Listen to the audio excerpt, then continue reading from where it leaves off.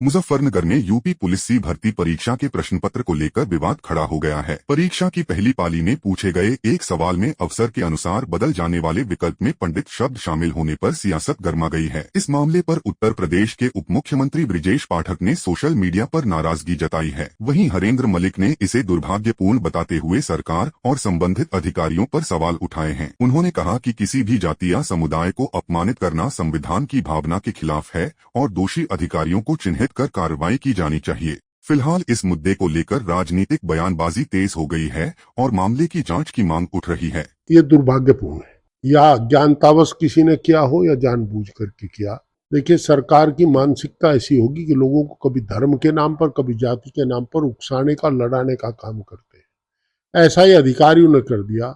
वो शायद ये भूल गए कि हिंदुस्तान के का राज जो है संविधान के अनुसार चलता है और संविधान में सब व्यक्ति बराबर है, हर नागरिक को बराबर का दर्जा है। और जहां तक पंडित की बात है, पंडित को अवसरवादी की श्रेणी में रखना सभी सनातनियों का, सभी पढ़े लिखे लोगों का अपमान है।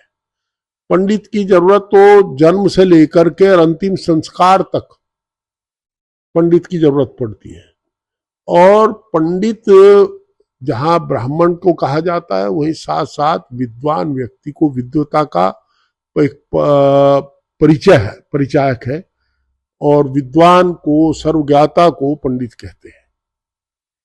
जो इन्होंने किया है, ये निश्चित रूप से निंदनीय। मैं इसकी निंदा करता हूं और सरकार से मांग करता हूं कि तत्काल एक अधिकारी को चिन्हित करे।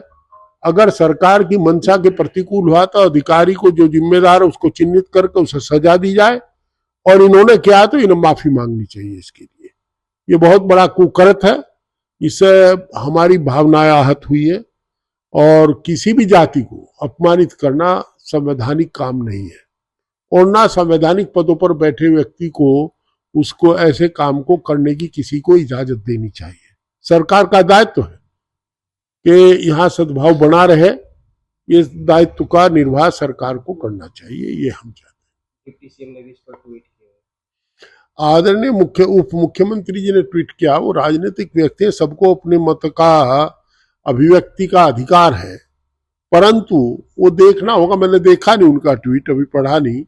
उन्होंने औपचारिकता की है या रिएक्ट किया है, ये तो उससे पता लगेगा क्या है, पर ये रिएक्शन के लायक है।